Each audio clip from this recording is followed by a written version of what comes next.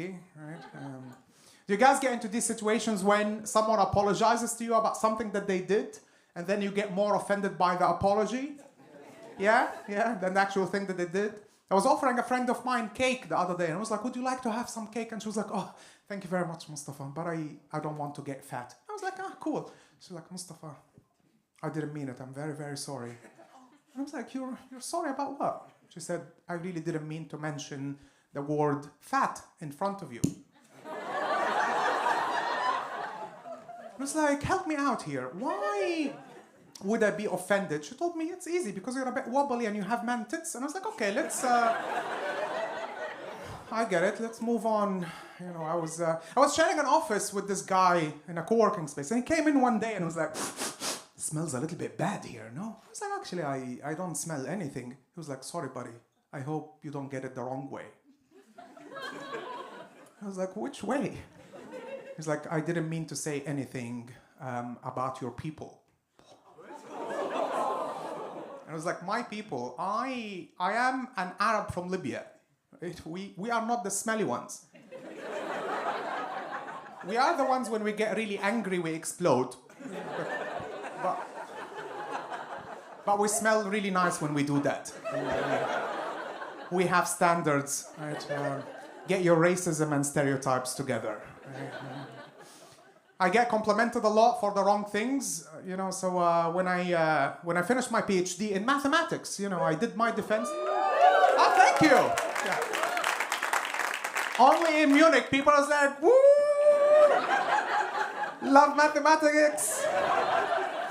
More than 6-digit salary, baby.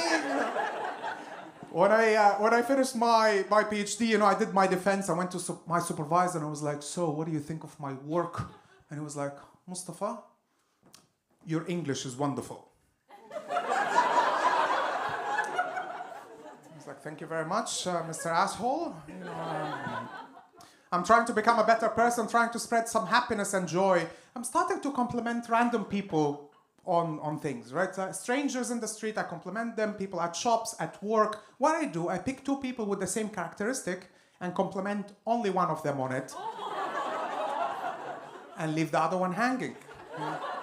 You can try it even tomorrow. You can do it even in a Zoom call, you know, at work. 2 people pop up in the morning. It was like, my God, Andreas, you look so great. You look refreshed. Morning, Maria. I think we should start the meeting. We're a little bit late. You know, fills me with happiness and joy every time. So, fills me with happiness and joy. When I tell people that I'm an Arab, they tell me, oh, Mustafa, Arabs, oh, spices. You must know a lot about spices. Oh, spices. And I think this is completely wrong. I think the group that knows the most about spices are hipster vegans. Yeah, you'll be having a meal with one of them and they'll be like, do you taste this? This is kombucha kantaka. It's a root that grows under the armpits of monkeys in the Nepalese mountains. I was having a group of friends for dinner, and one of them, Frederick, was one of those guys. He came in like a ninja. He walked in and was like, Mustafa, do I smell fresh coriander? Do I smell the anti-inflammatory power of turmeric?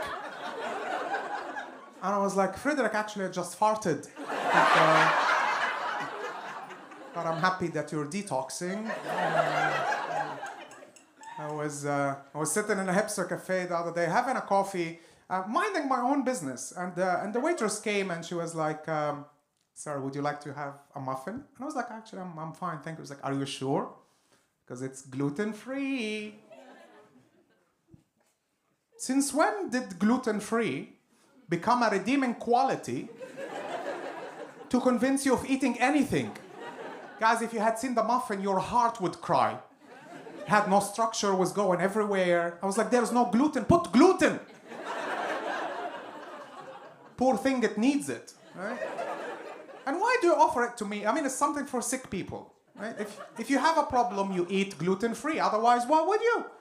It's like checking into a hotel and after checking in, it was like, sir, would you like to use our complimentary spa? It's actually, I'm fine, thank you. It was like, well, if you don't want to use the spa, then we have a complimentary chamber for chemotherapy. A bit of an evil joke, sorry. Speaking of evil, do we have any French people here? No? All busy shoving cheese down their throats? Okay. Drinking glasses of raclette? Okay. I think we're poking lots of fun of the French here, but we don't give them enough credit for their language. You know, it's a very sexy and beautiful language. Everything sounds better in French. Even the most brutal things, they sound better in French. Do you guys know, for example, foie gras? Right? Like the French, like the pate coming from overfeeding a duck. One of the most horrible things that we as human beings do to animals. But if a French person is describing it, it sounds the sexiest thing ever. Come here, I explain you. You take a duck, and then you stuff the duck with food. It becomes bigger, but then you don't stop. No. You put so much more food, becomes so big, but then you don't stop. No. And then you take a tube, and then you stick the tube in the throat of the duck, and then like passionate oral sex.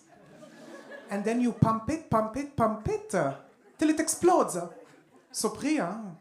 And after it explodes, you put your hands inside, you take the liver. I give you the liver, you happy? You give me 300 euros, I happy. Duck is not happy, no? Duck is dead. Can you imagine what would have happened if this was an Arabic delicacy? There would have been a United Nations resolution against it. Article 333 against the barbarisms of the Arabs. But we have all to be honest about it. It would have sounded a little bit different. تاخذ البطة. وبعدين بعد ما تاخذ البطة تحشيها وتزيد تكبر البطة. وبعدين ما توقفش. وتزيد تحشيها وتكبر وما توقفش. وتجيب الطوبة وتحشيها لحد ما تتطربق وتقول الله أكبر. It wouldn't have been allowed, so I get it. I like when I tell this joke, there's usually like two people in the audience like, did he just say Allahu Akbar? Keep smiling, Margaret. You know, so if you're smiling, he's happy. You know, it's gonna be over very soon. You know. One of the main reasons that I started doing stand-up comedy is that I wanted to increase my visibility. You see now, I've been in Munich since a few years, and up till now, I still haven't had a single marriage proposal. Shocking, thank you. You know. Which by extension means that I still don't have a European passport. And you see, for a Libyan, there is nothing more important than having a European passport, right? If a Libyan gets a genie, the genie would be, so what would it be? Money or happiness? And the Libyan, after 3 hours, is like, okay, I'm going to go for happiness. Like, okay, happiness or European passport, please? Where can I sign up? No? So how many Europeans here give me a shout? I mean, like, not Albania European, no? Maybe in 2 years, but not, also not British, so we don't need to. So you guys have a competition, you can get this after the show? Yeah, I cook, I clean, I dance. You know, and nothing is off the table, no? So, no discrimination. You know, I discriminate a little bit against the color, you know, of the passport. Otherwise, everything goes. Guys, I'm gonna leave you with the last note. It's basically an advice. It's you're gonna be grateful for the rest of your lives if you see me on stage, so you're welcome. It's called the sandwich rule. It's basically when you want to give someone a criticism, you sandwich it between two compliments. Yeah? So your boss, for example, she comes to you and she says, great glasses, you suck at work, fantastic shoes. Yeah? Or a wife comes to her husband and says, oh baby, I love the flowers so much. I'm leaving you. But on the bright side, your brother fucks really well. You guys have been wonderful. My name is Mustafa Algiyadi. Thank you very much.